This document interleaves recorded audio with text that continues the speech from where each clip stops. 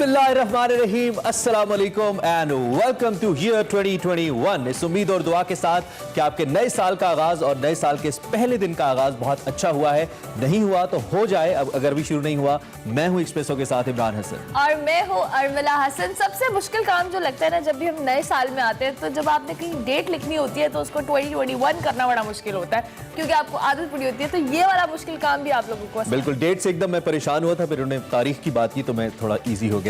खैर जहां जहां भी हम देखे जा रहे हैं, आई बिलीव आपका नया साल बहुत अच्छे से शुरू हुआ, और अगर नहीं हुआ तो कोई बात नहीं। नए से मुराद ये है कि बहुत सारे लोग ऐसे हैं जिन्होंने आज का दिन, जिनका वर्किंग डे में भी ना हो, शुरू ही ना किया, और कुछ लोग ऐसे जिन्होंने सारी रात नया साल मनाया हो और अब शायद सोए में हो, जैसे भी हो सकता है। सो लेकिन हमारी ढेर सारी नेक तमन्नाएं हैं, बेस्ट विशेस हैं, और एक मैसेज जो बहुत जरूरी है कि 2020 को अब याद नहीं रखना। बिल्कुल, ये याद रखने वाला साल भी नहीं था। इसमें जो जो हैपनिंग्स हुई, अनफॉर्चुनेटली बहुत सारी ऐसी चीजें, कोविड जो सबसे एक बड़ी रीजन है, हम सबकी जिंदगी एक तरह से कहीं ना कहीं स्टक रही, लेकिन स्टिल आपने नई एनर्जी, पॉजिटिव वाइब के साथ नए साल में एंटर हो। और ये बिल्कुल आप देख भी रहे हैं, हम आपको लाहौर, कराची, इस्लामाबाद, पाकिस्तान के जो बड़े शहर हैं वहाँ पे गुरूब आफ्ताब हुआ कल, एंड देन तुलुए आफ्ताब आज का, जब हम सुबह नए साल का आगाज हुआ तो वो भी हम आपको दिखा रहे हैं। ये बेसिकली सिंबॉलिक है, नवीद है कि एक नया दिन, एक नई अपॉर्चुनिटी आपके पास है, एक नया साल आपके पास है जो 2020 में आप नहीं कर पाए, आपको लगा कि आपसे नहीं होगा, वो 2021 में करने की कोशिश कीजिए, मे बी आपसे हो जाए। ट्राई अगेन के फार्मूले पे रहते हुए और हमेशा कंसिस्टेंट रहते हुए। खैर बहुत जबरदस्त सेलिब्रेशन हुई पूरी दुनिया के अंदर, इस हवाले से फायरवर्क्स की गए और उसको मनाया गया। वैसे ज्यादातर सेलिब्रेशंस उस तरह से नहीं हुई जिसका नॉर्मली हुआ करती हैं हर साल, लेकिन फायरवर्क्स हर जगह पे किया गया, चाहे वो दुबई हो, लंदन हो, इंडिविजुअल लेवल पे लाहौर की भी हम बात करेंगे, यहाँ पर भी कुछ एरियाज में फायरवर्क्स किए गए। प्रॉपर सेलिब्रेशंस की इजाजत नहीं थी कि आप लोग पार्टी करें या लोगों को या सोशल गैदरिंग्स करें, तो उसको अवॉइड करने का कहा गया था, लेकिन it was a good new year. Obviously लोगों ने कहीं ना कहीं इसको एंजॉय किया। लाहौरियों ने बहरहाल कर ही लिया, क्योंकि रात के जब 12 बजे फायरवर्क्स और बड़ी शानदार किस्म की traffic jam and all that, but it's okay, since it's Lahore तो ऐसा होना ही था। खैर अब मजमूई तौर पे हम अगर बात करें तो नए साल का आगाज हो चुका है, नई उम्मीदों के साथ हो चुका है, और अगर उम्मीदें कायम रहें तो इंसान कोशिश करता रहता है, और कोशिश करता रहे तो कामयाब हो ही जाता है। This is what I believe. हमारे पास पूरे 2020 के हवाले से एक राउंड ऑफ वीडियो है, हमारी टीम ने बनाई है आपके लिए, खास तौर पे जो इंटरनेशनल इवेंट्स हुए हैं उनको लेकर, तो इस पे जरा एक निगाह डालते हैं। हेडलाइन शो के अंदर भी आज ऑब्वियसली हमने कोशिश की है बहुत कुछ रखें नए साल के हवाले से, तो वीडियो देखते हैं राउंड ऑफ वीडियो। जी, तो ये थी राउंड ऑफ वीडियो। इंटरनेशनली जो हैपनिंग्स हुई, चाहे वो ब्लैक लाइव्स मैटर हो, खाना काबा के तवाफ कोविड की वजह से लिमिटेड कर दिया गया, बहुत सारी हैपनिंग्स आपने इस वीडियो में देखी। ओवरऑल 2020 ऐसे लगता है तबाही का साल था। This is what we feel, ऐसे ही लगा। लेकिन चलें, लेट्स होप के 2021 एक अच्छा साल हो। आगे बढ़ते हैं, प्रोग्राम का आगाज करते हैं with a big smile, headline से।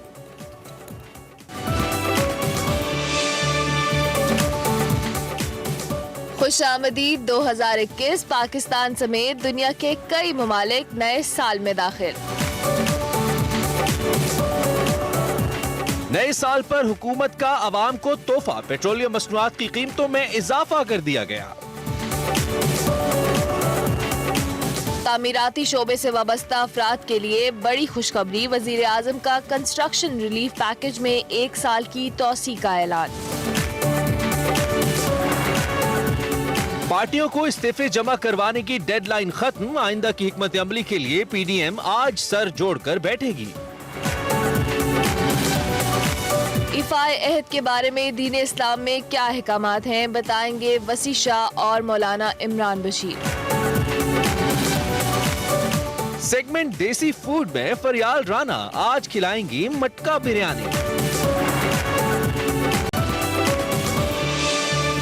जी, तो नए साल के आगाज के साथ ही हमने कोशिश की कि आज का प्रोग्राम थोड़ा सा रिफ्रेशिंग रखा जाए, उसके साथ साथ हमारे सेगमेंट्स जो चलते हैं वो तो चलते ही रहे, लेकिन अच्छा आगाज बहुत जरूरी है। इसी आगाज पर हमारे पास एक अच्छी और एक बुरी खबर भी है। अच्छी खबर पहले बतानी है, बुरी खबर बाद में। आप दीजिए। मुझे लगता है कि क्योंकि ये अच्छी और बुरी में ना हम ऐसे रख रहे हैं, तो पहले हम चले जाए बड़ी खबर। हाँ, बड़ी खबर।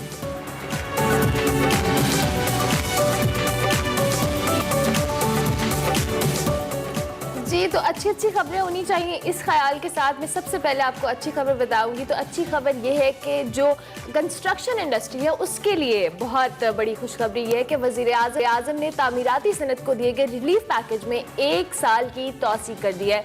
फिक्स टैक्स रिजीम दिसंबर 2021 तक बढ़ा दी गया 31 जनवरी तक, और इस हवाले से बिल्डर्स और घर खरीदने वाले अफराद से 31 मार्च 2023 तक ज़राए आमदन के बारे में बिल्कुल नहीं पूछा जाएगा। इसके साथ साथ वज़ीर आज़म ने मुल्क की तारीख में पहली बार सस्ते घरों का मंसूबा शुरू करने का भी ऐलान कर दिया है, और इसकी मद में जो सब्सिडी है उसके लिए 30 अरब रुपए मुख्तस किए गए हैं। पहले 1 लाख घरों के लिए 3 लाख ग्रांट दिए जाएंगे, और इसके बाद 1960, अगर मैं आपको इन्फॉर्मेशन थोड़ी सी दे दूं कि 1960 के बाद पहली मर्तबा कंस्ट्रक्शन इंडस्ट्री पर तवज्जो दी जा रही है। टैक्सेस कम किए गए हैं इस इंडस्ट्री से वाबस्ता। कहा यह जाता है कि 40 सनतें ऐसी हैं जो इंडस्ट्री के साथ चलती हैं। कहा यह जा रहा है कि इससे उनमें भी बूम आएगा। ज्यादा से ज्यादा तामीरात की जाएंगी। कम लागत मकानात के लिए 5 से 7% शरह पर कर्जे मिलेंगे, जिसके हवाले से बैंक्स पहले ही अनाउंस कर चुके हैं। स्टेट बैंक पहले ही कह चुका है कि वो कमर्शियल बैंक्स को सपोर्ट करेगा।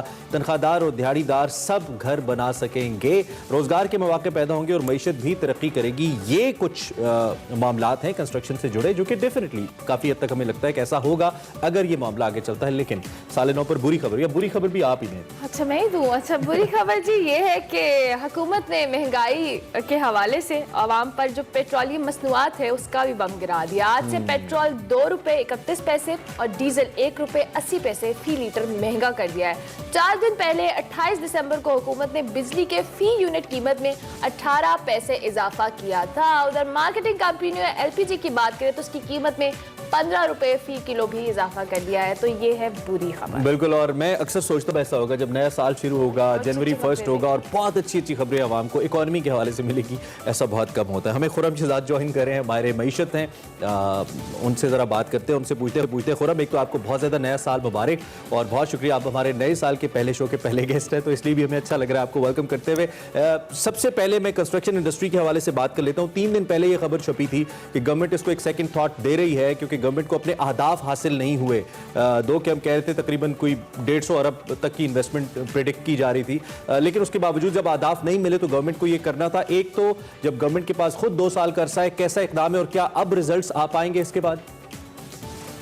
जी अस्सलाम वालेकुम, और सबसे पहले आप दोनों को नया साल मुबारक। आपकी पूरी मॉर्निंग जो है शो की टीम को नया साल मुबारक और पूरे चैनल को नया साल मुबारक, पूरे आवाम को नया साल मुबारक। तो वो जो है बिगिनिंग बहुत अच्छी है हमारी और वो इंशाल्लाह, और हम सब ने मिलकर इस साल को जो है वो बेहतर बनाना है अपने लिए, सबके लिए, अपने करियर्स के लिए, अपनी लाइफ के लिए, अपनी फैमिलीज के लिए। तो अच्छा, आपने जो कंस्ट्रक्शन की बात की है, डेवलपमेंट की, ये बहुत अच्छी है कि इसको बढ़ा दिया गया है, और जो है इसमें कहा यह जा रहा है कि 250 से 300 अरब के जो है प्रोजेक्ट्स जो हैं वो ऑलरेडी पाइपलाइन में हैं, और तकरीबन 1 ट्रिलियन के प्रोजेक्ट्स जो है प्लान हो रहे हैं। 1 ट्रिलियन के 1 ट्रिलियन जी 1000 अरब रुपया होता है। तो ये कहा जा रहा है कि जो है इससे काफी बेहतरी मिलेगी कि आगे जाते हुए यहाँ से स्टार्ट दिया है और इसको एक्सटेंड किया है, और 2023 तक आगे इसको जो एक्सटेंड करते गए हैं। लेकिन देखिए इसमें 2 चीजें, एक तो ये कि पॉजिटिव तो है, कंस्ट्रक्शन स्टोरी है पाकिस्तान कंस्ट्रक्शन डेफिसिट कंट्री है, यानी कि कंस्ट्रक्शन की बहुत जरूरत है पाकिस्तान को, और वर्ल्ड के हिसाब से मल्टी बिलियन डॉलर के प्रोजेक्ट्स जो है पाकिस्तान में अभी आने चाहिए, ताकि हमारी जो पॉपुलेशन ग्रोथ है और अभी जो हाउसिंग है बेसिकली, क्योंकि यहाँ पे तकरीबन साल अभी तक की जो शॉर्टेज है, तकरीबन 1 करोड़ घरों की जो है वो शॉर्टेज है हमारी जो है वो पॉपुलेशन के हिसाब से। तो कंस्ट्रक्शन स्टोरी तो है, कोई दो राय नहीं है। लेकिन दूसरी जानब डॉक्यूमेंटेड इकोनॉमी भी तो चाहिए। जी मैं उसी तरफ आ रहा हूँ कि डॉक्यूमेंटेशन भी हमें चाहिए, और रियल सबसे बड़ा जो है इस वक्त हमारी कंट्री में और इवन सब कॉन्टिनेंट में सबसे बड़ा ये शोबा होता है, ये सेक्टर होता है जो ग्रे इकोनॉमी को प्रमोट करता है। तो ये भी हमें देखना है कि उसको कैसे टैप किया जा सकता है। और तीसरी चीज क्या है, क्योंकि तीसरी चीज ये कि गवर्नमेंट ने एक तरफ सप्लाई साइड तो गवर्नमेंट इंश्योर कर रही है, टैक्सेस कम कर रही है, घर बनाना आसान कर रही है, और डेवलपर्स बिल्डर्स को भी टैक्सेस कम कर रही है, प्लस इस पे जो मटेरियल होता है उस पर भी टैक्सेस कुछ कम किए हैं। लेकिन देखिए एक जो चीज है जिसपे काम करने की जरूरत है, जो बैंकों से पैसे की भी बात की, बैंकों से आसान जो है वो बेसिस पे आपको कर्जा मिल सकता है, कम शरह सूद पे कर्जा मिल सकता है, ये तो ठीक है। लेकिन हमें इस साल किस चीज पे काम करना है वो ये है कि एक आम पाकिस्तानी की जो अर्निंग कैपेसिटी है, कमाने की जो है वो कैसे बढ़ाई जाए, क्योंकि कमाने की इस्तिताअत होगी तो रीपे किया जा सकेगा लोन, तभी जो है घर बनाया जा सकेगा, तभी जो है वो बेहतरी लाई जा सकेगी ओवरऑल। तो अर्निंग कैपेसिटी जो है उस पर काम करने की जरूरत है, उसकी वजह से कंस्ट्रक्शन सेक्टर पूरा का पूरा एक टर्न अराउंड ला सकता है इकोनॉमी। ठीक है, अच्छा एक तरफ आपने खुद ही चूंकि जिक्र कर दिया डॉक्यूमेंटेड इकोनॉमी का, तो वो तो ठीक है, लेकिन दूसरी जानिब एक तो हमारे रेवेन्यूज बुरी तरह सफर कर रहे हैं, तीसरा हमारे ऊपर कुछ इंटरनेशनल इदारों का भी दबाव है, हम इसको भी लुक फॉरवर्ड करें कि हम फैटिफ की ब्लैक लिस्ट की तरफ ना जाएं, ग्रे लिस्ट से भी निकलें, उसके लिए भी जो डॉक्यूमेंटेड इकोनॉमी है that is the first thing जो कि हमने करनी है। तो डोंट यू थिंक कि ये करने के बाद हम अपने लिए मुश्किलात में समाव इजाफा कर देंगे जब इंटरनेशनल इदारे हमें ऑब्जर्व करेंगे या मॉनिटर करेंगे? जी बिल्कुल, देखिए जब भी एमनेस्टीज आती हैं, आप जो है उन लोगों को रास्ता देते हैं जो टैक्सेस नहीं पे करते आए, और उनको एक रास्ता मिल जाता है अपने टैक्सेस को जो है वो काले पैसे को जो है वो सफेद करने का। तो नेचुरली इस तरह की जो आपकी जो एजेंसीज हैं या फिर FATF है, IMF के आप प्रोग्राम में, ये सारे आप एक्सरसाइज करते हैं और आपके साथ आगे चलते हुए मुश्किलात पैदा होती हैं। क्योंकि एक तरफ आप ये कहते हैं कि जी मैं सारे काले धन को जो है वो वाइट तो कर चुका हूँ या करने ये तरह की एमनेस्टी दे चुका हूँ, लेकिन अब आप इसको एक्सटेंड करते हैं तो नेचुरली ये एक शुबा आता है, एक ख्याल आता है कि जी आपकी इंटेंशन क्या है कि इस काले धन को पकड़ने की। जो फेयर टैक्स पेयर है, मैं हूँ, आप हैं, जो भी फेयर टैक्स देता है वो तो ये कहेगा कि मैं सालों साल से सही टैक्स देता आया हूँ, मुझसे क्यों आपने टैक्स लिया, और उससे आपने टैक्स एक मर्तबा में छोटे टैक्स पे उसको सारे काले धन को सफेद कर दिया, या उसको मजीद मौका दे दिया आपने कि जी इसको आप मजीद और जो है लेके चलें। तो ये एक मसला है हमारे लिए कि इसको हम मान सकते हो। अच्छा मैडम, अच्छी खबर के हवाले से तो हमने बात करी, लेकिन अब चूंकि ये एक और बम भी गिरा है पब्लिक पर, जो महंगाई के साथ साथ पेट्रोल की कीमतें हैं और इसके साथ LPG की जो खुद साख्ता कीमतें हैं, मार्केट कंपनीज ने इसमें इजाफा कर दिया है। ओगरा कहता है गैर कानूनी है, ये पहली दफा नहीं हुआ है, इससे पहले भी ऐसे ही ट्रेंड सेट है यहाँ पर, किसी तरह से कंपनियां खुद ही कीमतें बढ़ा देती हैं और ओगरा इसको गैर कानूनी करार। कार्रवाइयां कब होंगी इन कंपनीज के खिलाफ, और पब्लिक पे इस चीज का इम्पैक्ट आता है वो कैसे खत्म होगा? जी वो ऐसे खत्म हो सकता है, पहला स्टेप ये है कि रेगुलेटर जो है वो खुद ओगरा या इस तरह के जो रेगुलेटर्स हैं, इन सबको जो है पहले अकाउंटेबिलिटी इनकी की जाए कि आप कहाँ होते हैं जब प्राइसेस को मैनिपुलेट किया जाता है, आप कहाँ होते हैं जब स्टोरेज की जो है मेंटेन की जाती है, आप कहाँ होते हैं जब जो है लाइसेंसेस बहुत ज्यादा एक लिमिट से ज्यादा दे दिए जाते हैं। तो पहले तो रेगुलेटर को खुद को जो है मेरे ख्याल में अकाउंटेबिलिटी की जरूरत है कि उसको ठीक किया जाए पहले, तो वो ठीक होगा, वो सही से इम्प्लीमेंट करेगा लॉस को, तो नेचुरली इस तरह की मेल प्रैक्टिसेस नहीं होंगे, आम आदमी को जो है मेनली आप कह रहे हैं कि गवर्नेंस से रिलेटेड। अच्छा आखिर में ये भी मुख्तसरन बता दीजिएगा, एक जानिब हुकूमत एमनेस्टीज लेकर आ रही है, रिलीफ देने की कोशिश करिए ताकि इकोनॉमिक एक्टिविटी बढ़े, दूसरी जानिब जो पॉलिटिकल टेम्परेचर है उसको कम नहीं होने दिया जा रहा, तो जो कम से कम बाहर का इन्वेस्टर है वो तो इस सिचुएशन में पाकिस्तान में नहीं आएगा। डोंट यू थिंक इसके ऊपर भी गवर्नमेंट को इमीडिएटली फोकस करना चाहिए ताकि इसका भरपूर फायदा हो ऐसी स्कीम्स का?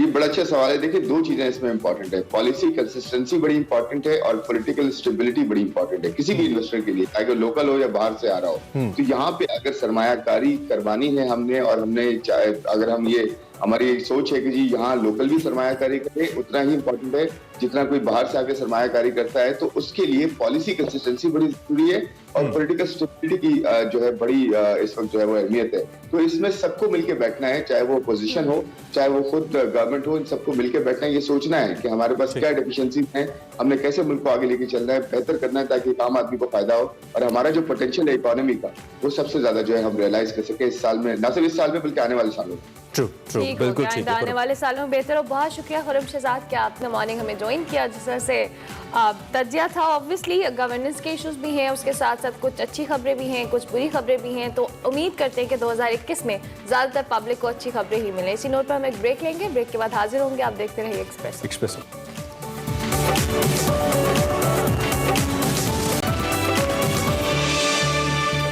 Welcome back to espresso once again. और अब बात करते हैं कोविड की। कोविड सिचुएशन की कंपैरेटिवली थोड़ी सी बेहतर हो रही है मुझे लग रहा है, लेकिन अब वैक्सीन के हवाले से भी चूंकि बात हो रही है तो आपको अपडेट करना जरूरी है। गुज़िश्ता रोज हुकूमत की जानिब से यह फैसला सामने आया था कि चीनी कंपनी अपनी साइनोफार्म की वैक्सीन को खरीदा जाएगा, और अब वफाकी वजीर बराए science and technology Fawad Chaudhry ने यह बताया है कि इब्तदाई तौर पर कोरोना वैक्सीन की 12 लाख डोजेस खरीदी जाएंगी और पहली सहमाई जो 2021 की है उसमें फ्रंट लाइन वर्कर्स को यह वैक्सीन मुफ्त फराहम की जाएगी। इसके साथ साथ उन्होंने प्राइवेट सेक्टर को भी इजाजत दी है कि अगर निजी शोबा कोई और मंजूर शुदा वैक्सीन दरामद करना चाहता है तो कर सकता है। उधर हुकूमत ने कोरोना वैक्सीनेशन मुहिम के पहले फेज के लिए तैयारियां शुरू कर दी हैं। चारों सूबों समेत आजाद कश्मीर, गिलगित बल्तिस्तान से हेल्थ वर्कर्स की तफसीलात को तलब कर लिया गया है, जिसके बाद सिंध हुकूमत को कराची का एक्सपो सेंटर को कोरोना वैक्सीन सेंटर बनाने का फैसला भी सामने आया है। बात की जाए जामिया कराची और इंडस हॉस्पिटल की, तो कोरोना वैक्सीन के ट्रायल के लिए रजाकारों से मदद की दरख्वास्त कर दी गई है और ये पेशकश भी की गई है कि रजाकाराना तौर पर अपनी खदमात पेश करने वाले को 50,000 रुपए मुआवजा और दीगर अखराजात भी दिए जाएंगे। कोरोना वैक्सीन के हवाले से हम बात करेंगे, इसकी दस्तयाबी के हवाले से और जो फ्रंट लाइनर्स के हवाले से फैसला सामने आया है। हमें ज्वाइन किया है डॉक्टर अब्दुल बार खान ने, जो कि CEO है Indus hospital. Thank you so much doctor साहब, बहुत शुक्रिया। ये तो ऐलान सामने आया है कि फ्रंट लाइन हेल्थ वर्कर्स को कोरोना वैक्सीन दी जाएगी। कब तक इसके हवाले से जो कह ले प्रॉपर एक प्लानिंग तो हो रही है, इम्प्लीमेंटेशन कब होगा और आम पब्लिक तक इसकी जो रसाई है वो कब तक मुमकिन होगी? हाँ, बिस्मिल्लाहिर्रहमानिर्रहीम। जैसे कि आपने खुद ही बताया कि फर्स्ट क्वार्टर ऑफ 2021 में अब तो मतलब इसी साल में इंशाल्लाह आ जाएगी और हेल्थ केयर वर्कर्स को मिलना शुरू हो जाएगी और उसके बाद आम आवाम तक जाने में थोड़ा उसको टाइम लगेगा, वो साल के आखिर तक, क्योंकि एक बहुत बड़ी आबादी है हमारी, 200 मिलियन प्लस की आबादी है, सबको देना। और मैं समझता हूँ कि ये फैसला जो प्राइवेट सेक्टर को उन्होंने जो इजाज़त दी है कि वो मंगवा सकते हैं, ये अच्छा फैसला है, क्योंकि जो अफोर्ड कर सकता है वो खुद अपने, और मेरे ख्याल में मिडिल क्लास के लोग भी हर एक चाहेगा कि इसके लिए प्रोटेक्शन ले अपने लिए, तो वो अपॉर्चुनिटी भी होनी चाहिए। बिल्कुल सही है। डॉक्टर साहब ये भी बताइए कि आपने, चूंकि एक्सपो सेंटर जगह तो बहुत बड़ी है और जब उसे क्वारंटीन सेंटर में तब्दील किया गया था तो बड़ा एक अच्छा आइडिया हमें लगा था उस वक्त सिंध गवर्नमेंट की जानिब से। अब जब यहाँ पे आप वैक्सीनेशन करेंगे तो वैक्सीनेशन के लिए कुछ लवाजमात भी हैं, जैसे कि उसको स्टोर करने का मामला है या उसकी तरसील का वहां तक मामला है, और ओबियसली ये बहुत महंगा प्रोडक्ट भी है और वल्नरेबल भी है। तो इसके लिए मैकेनिज्म क्या डिजाइन किया है इंडस हॉस्पिटल ने, और अगर इसको रजाकाराना तौर पर किया जाता है तो? देखें, एक तो ये है कि ये जो चाइनीज़ वैक्सीन है इसकी वो स्टोरेज की वो नहीं, रिक्वायरमेंट नहीं है जो कि फाइजर की और मॉडर्ना की है, जो कि फ्रीजिंग पॉइंट चाहिए होता है -80। तो ये 2 to 8 डिग्री के लिए इसकी ट्रांसपोर्टेशन जो आम रेफ्रिजरेटर में है, तो वो हमारे पास ये सप्लाई चेन का एक आपका जो वैक्सीनेशन का जो पूरा सेटअप है, पोलियो का सेटअप है, जो कि हमने यूज़ भी किया था कंट्रोल के लिए, तो वो एक इतना सेटअप मौजूद है कि जो कि उसको पूरे मुल्क के लिए, क्योंकि हमको तो पूरा मुल्क सोचना है ना, एक सिर्फ कराची या 1-2 हॉस्पिटल नहीं है। और मेरे ख्याल में एक्सपो सेंटर के अलावा भी उनको मल्टीपल सेंटर्स बनाने पड़ेंगे, क्योंकि एक जगह पे कंसंट्रेटेड नहीं हो सकता है। तो अभी तो एक तो मेन इसको करें डेफिनेटली, लेकिन ये कि हेल्थ केयर वर्कर्स तक जब बात आएगी तो वो तो आप एक सेंटर में कर सकते हैं कि लोग वहाँ आ जाएं, लेकिन आम आवाम के लिए आपको और सेंटर्स बनाने पड़ेंगे। तो सेंटर्स का आइडिया ठीक रहेगा, या जैसे हम पोलियो या दीगर वैक्सीन को घर घर जाके पिलाते हैं, इस तरह का कोई आइडिया भी इन लॉन्गर रन आप समझते हैं हमें करना पड़ेगा? आप समझते हैं कि लोग आएंगे इसके लिए? डेफिनेटली। देखें, आपको पता है कि दुनिया में हर जगह प्रो एंड ऑपोजिट लोग होते हैं। बहुत सारे बड़े अमेरिका जैसे मुल्क में, यूके जैसे मुल्क में लोग इसको जो है ना मना कर रहे हैं कि जी हम वैक्सीन नहीं लगाएंगे। तो ये एलिमेंट आपके यहाँ भी आएगा, तो इसलिए जो लगाना चाहेगा वो डेफिनेटली आएगा और लगवाएगा अपने लिए, चाहे जो। लेकिन देखें, आपकी कोई भी स्ट्रेटेजी एक बनाते हैं और जब स्ट्रेटेजी को इम्प्लीमेंट करते हैं तो आपको फिर उसमें जो है ना गैप्स नजर आते हैं, तो फिर आप उसको प्लान बी में जाते हैं। तो ये हर किस्म की वो करना पड़ेगा, सिर्फ एक स्ट्रैटेजी पे बात नहीं होगी, एक स्ट्रैटेजी पे। सही, ठीक। अच्छा, इसके साथ साथ जो हम निजी शोबे की बात कर रहे थे कि फवाद चौधरी साहब ने कहा कि अगर वो भी कोई मंजूर शुदा वैक्सीन दरामद करना चाहते हैं तो they are more than welcome, लेकिन इसके लिए, इसकी क्रेडिबिलिटी के लिए प्रॉपर एक मैकेनिज्म भी बनाना पड़ेगा, बिकॉज ऑब्वियसली जब ये वैक्सीन पब्लिक तक जाएगी या दीगर जो लोग अफोर्ड कर सकते हैं उन तक जाएगी, तो इसकी क्रेडिबिलिटी बहुत मैटर करेगी, क्योंकि हमारे पास में भी ऐसे कई वाकयात हुए हैं जिसकी वजह से हमें थोड़ा सा इस बारे में एहतियात करने की जरूरत होगी। डेफिनेटली, क्योंकि एक तो ये है कि ड्रैप से अप्रूवल लेना ज़रूरी होगा। ये जो भी इंपोर्ट आती है मेडिसिन, जब भी इंपोर्ट होती है मुल्क से बाहर से, उसको आपको ड्रैप से आपको उसकी अप्रूवल लेना होगा, और जब वो पोर्ट पे भी पहुंचती है तो उस वक्त भी उसकी एक सर्टिफिकेशन चाहिए होती है। तो वो एक मैकेनिज्म मौजूद है जिसको इम्प्लीमेंट किया जाएगा, और इसमें वही लोग इन्वॉल्व होंगे जो कि इस बिजनेस में पहले से हैं, जो वैक्सीन इंपोर्ट कर रहे हैं या ऐसे इंजेक्शंस जिसमें कोल्ड चेन मेंटेनेंस की ज़रूरत होती है, तो वो उनका एक्सपीरियंस है, तो वो लोग डेफिनेटली, क्योंकि कोई एक बिजनेस अपॉर्चुनिटी है, तो हर एक उसको चाहेगा कि उसको अपने तरीके से करे। And we should hope and pray कि इसमें तो जो सोशल सर्विस का एलिमेंट है वो भी रखा जाए। बिजनेस अपॉर्चुनिटी तो है ही।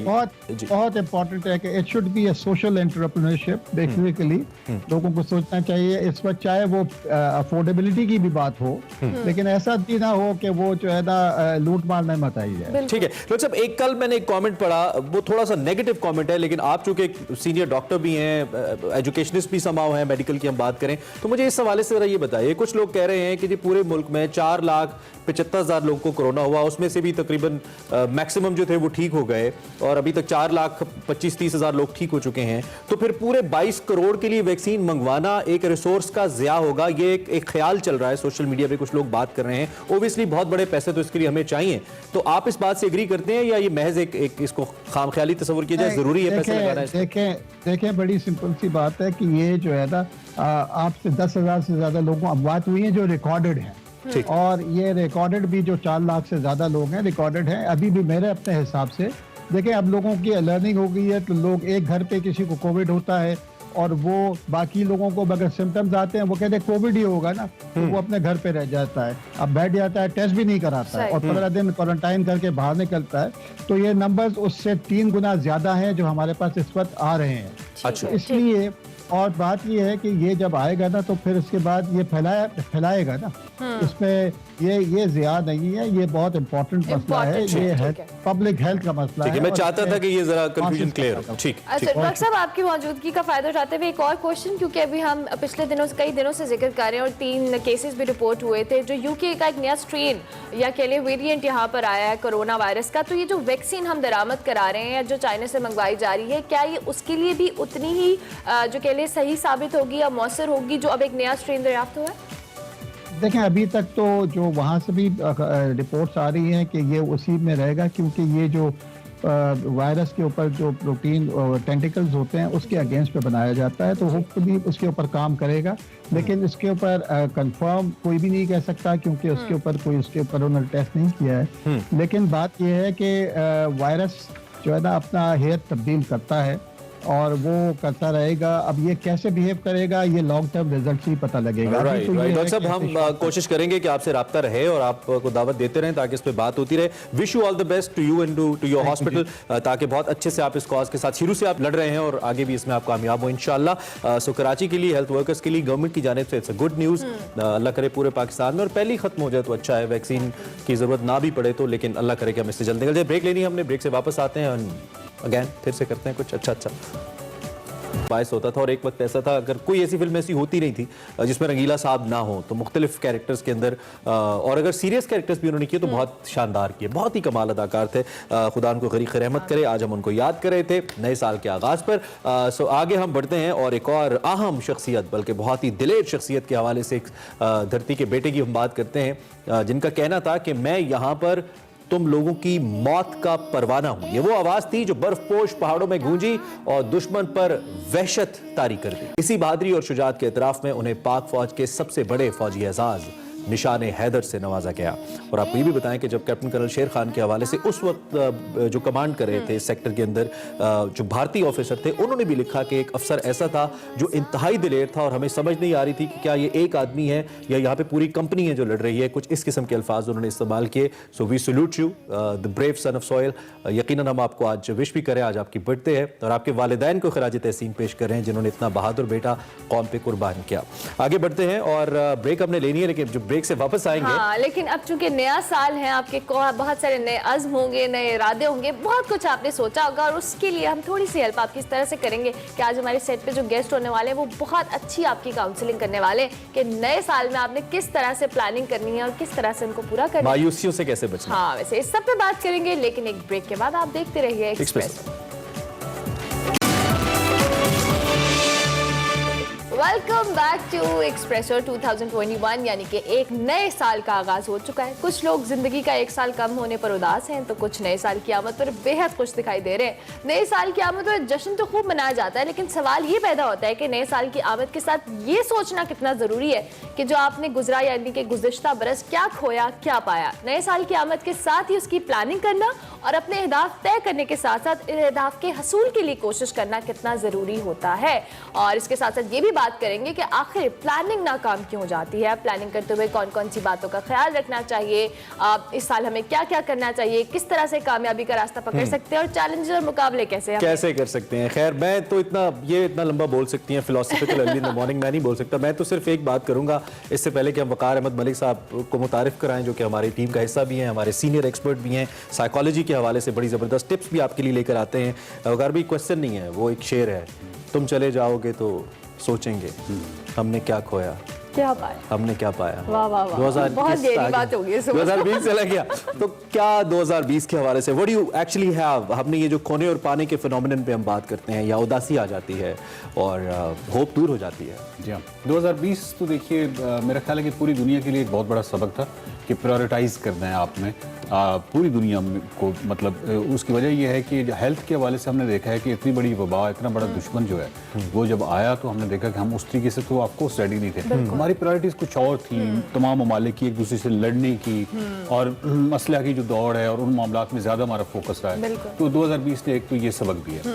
2021 के हवाले से जो मैं ये समझता हूँ कि मैं हमेशा ये कोशिश करता रहूँ क्योंकि दो जो इमोशंस हैं इंसान के अंदर उन पे कंट्रोल करना बहुत ज़रूरी है।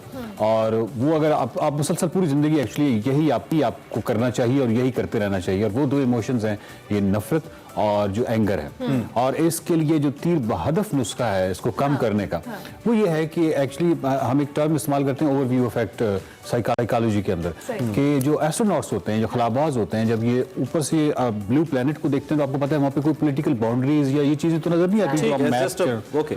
तो उनके अंदर एक बहुत बड़ी कॉग्निटिव शिफ्ट आता है, बहुत बड़ा शिफ्ट आता है, जो नफ्सियाती बहुत बड़ी तब्दीली आती है। और वापस आते हैं तो बिल्कुल चीज़ों को और तरह से देख रहे होते हैं। तो हमने देखा कि जो सूफिया हैं उनके अंदर ये ओवरव्यू इफेक्ट जो है वो बहुत ज्यादा होता है, नफरत और एंगर कम और हर कोई मोहब्बत वगैरह बराबरी पे देखना। एस्ट्रोनॉट्स दूसरे नंबर पे और फिजिस्ट, और फिर आप देखिए जो माउंटेनियर्स हैं जिन्होंने भी स्केल देख लिया ना एक्चुअली।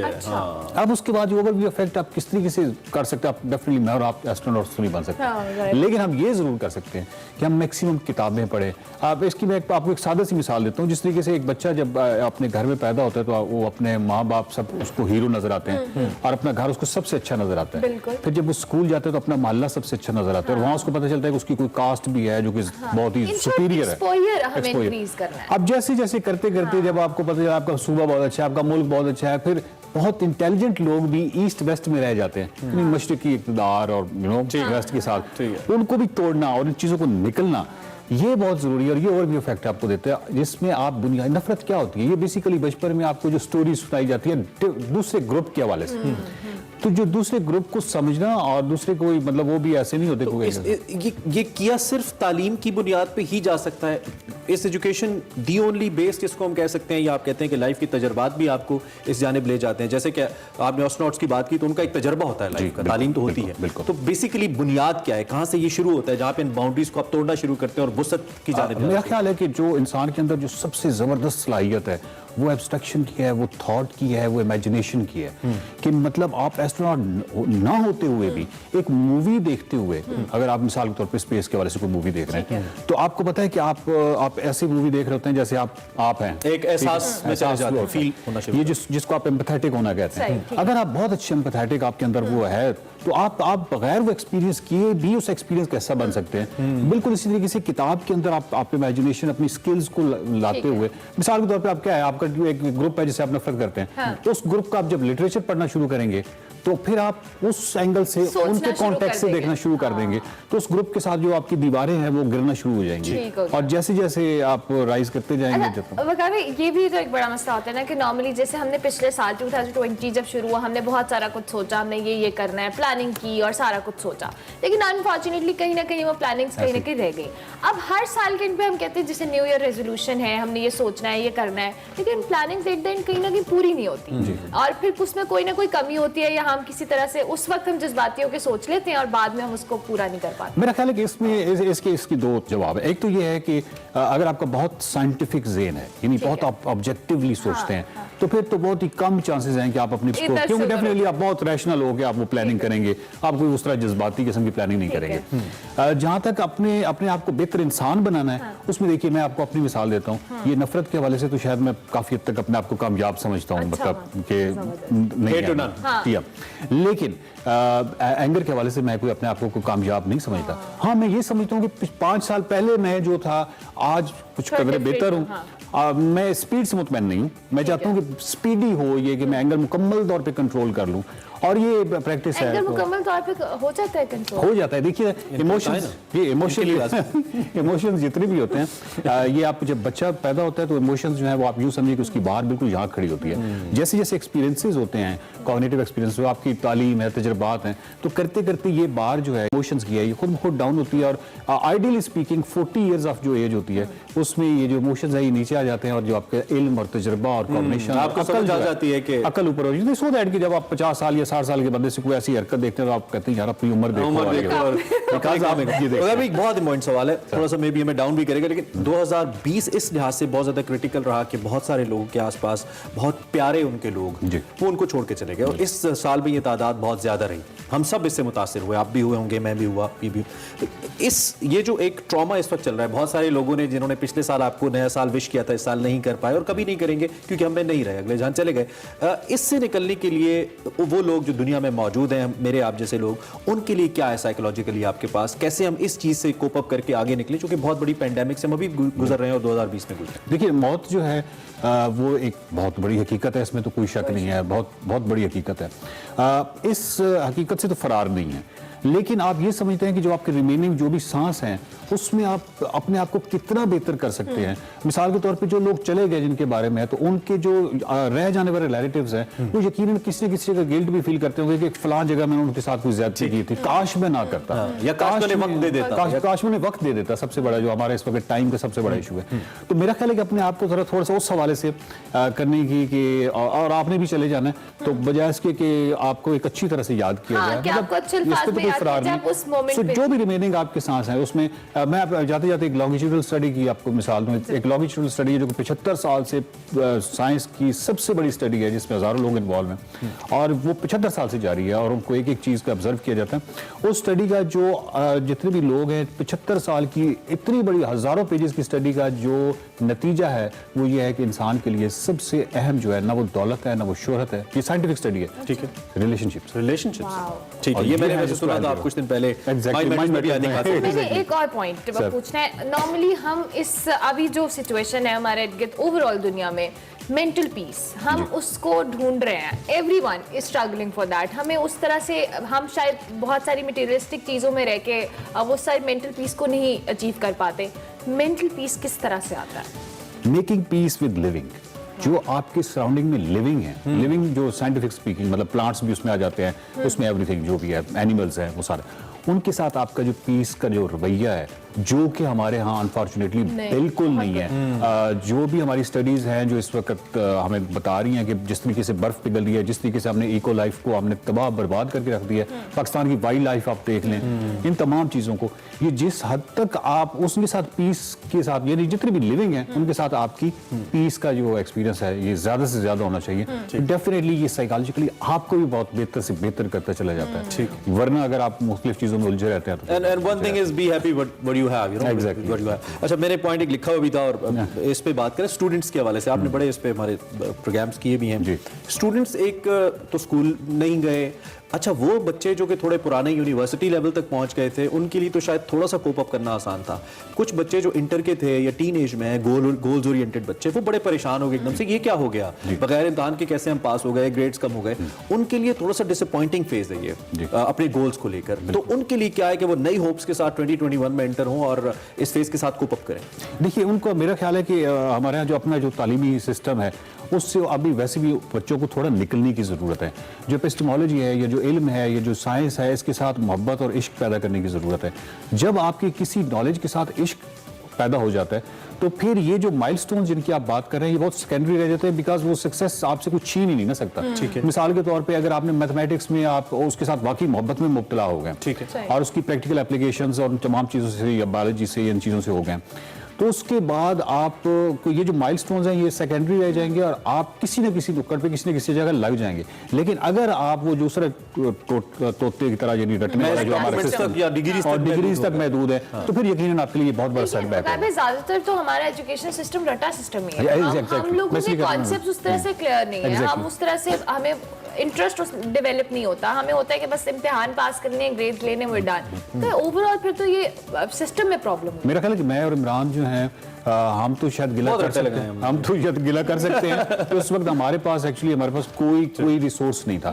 आज इंटरनेट की शक्ल में आपके तमाम कंसेप्ट जो हैं वो बिल्कुल आप जिस तरह हम क्या करते थे कि एक हलवा बना के कंटेंट को एक हलवा बना के बनाई। आपने अपना और इमरान का जिक्र, क्योंकि आपने इमरान को बहुत एजेड जाहिर किया अभी को इस मामले में हम दोनों हम मेरे ज़हन में तो जिनका इनकी जो गुफ्तगू है और उसमें जो तजुर्बा जानता है तो मैं तो एक्चुअली उससे सीख रहा था। बिल्कुल, हमारे पास वक्त अभी महदूद नहीं है, 1 मिनट आपके पास है। जो भी 2020 के जाने के बाद है, 2021 के आने के बाद आप जो भी लोग आपको देख रहे हैं उनको आप कुछ तजवीज़ करना चाहें, कुछ कहना चाहें? मेरा ख्याल है कि आपको हर सूरत में जो नफरत है और जो एंगर है, इन दो इमोशंस पे, ये दो इमोशंस हैं जिनकी वजह से मैं इनको बार बार क्यों जिक्र कर रहा हूँ, ये दो इमोशंस हैं जिसकी वजह से ये 200 ममालिक हैं, ये पॉलिटिकल बाउंड्रीज हैं, ये तमाम जो ग्रुप्स हैं, ये जो मज़ाहिब के अंदर सेक्ट्स आ जाते हैं, सियासत के अंदर बहुत सारी डिवीजन आ जाती है। सियासत के हवाले से मैं अमूमन देखता रहता हूँ कि सोशल मीडिया पे एक भरमार होती है, PTI and Noon league and blah blah. मेरा ख्याल है कि अगर आप उस सियासी जमात के कारकुन नहीं, कारकुन की तो एक वाबस्तगी होती है, लेकिन एक आम सिटीजन है, तो आपको ईयर नंबर 5 जब इलेक्शन बिल्कुल हो रहे होते हैं उस वक्त आपको फैसला करना चाहिए कि आपने किसको वोट देना है, किसको। ये तो लीडर सेंट्रिक पॉलिसीज होती हैं। अब भारत में इस वक्त जो पॉलिसीज चल रही हैं वो सारे इंडियंस की नहीं है, लेकिन मोदी की हैं जी। तो इसी तरह इमरान खान साहब के जो फॉलोअर्स हैं, तो ये तो एक पर्सनैलिटी सेंट्रिक हो जाता है ना, बहुत ज्यादा ना। हाँ। और इससे निकलने की जरूरत है ना, बिकॉज आपने बिल्कुल एक उसको आप एक जिसको डॉगमा कहते हैं, यानी आपका ज़हन जामिद हो गया, आपका ज़हन रुक गया, तो आप अपने ज़हन को रुकने ना दें।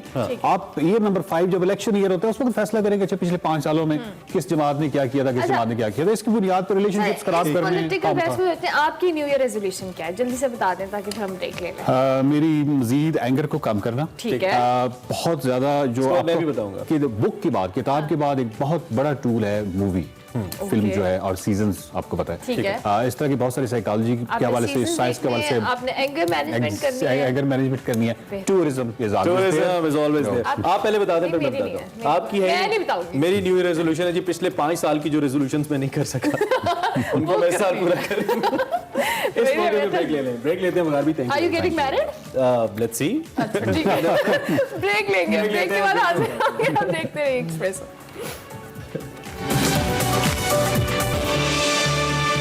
Welcome back to Expresso. Programme के दूसरे हिस्से में आ चुके हैं और नया साल भी शुरू हो चुका है और नए साल में कुछ अच्छी बातें भी, बिल्कुल अच्छी बातें हो रही हैं और हम कैसे भूल सकते हैं। आज चूंकि जुमा भी है तो इस्लामी नुक्ता निगाह से मजहब हमें मुख्तलिफ मामलात पे क्या कहता है हम आपको बताते रहते हैं। इनफैक्ट वसी भाई आपको बताते रहते हैं विद मौलाना इमरान बशीर साहब। तो आज कुछ FI अहद के हवाले से बात हो रही है कि वादा निभाना, वादे को पूरा करना कितना इंपॉर्टेंट है। वैसे तो इस्लाम में किसका वादा नहीं उसका दीन नहीं। सुनते हैं मौलाना इमरान बशीर से और वसी शाह साहब से किस हवाले से वो क्या बता रहे हैं। जी शुक्रिया अरमला, शुक्रिया इमरान।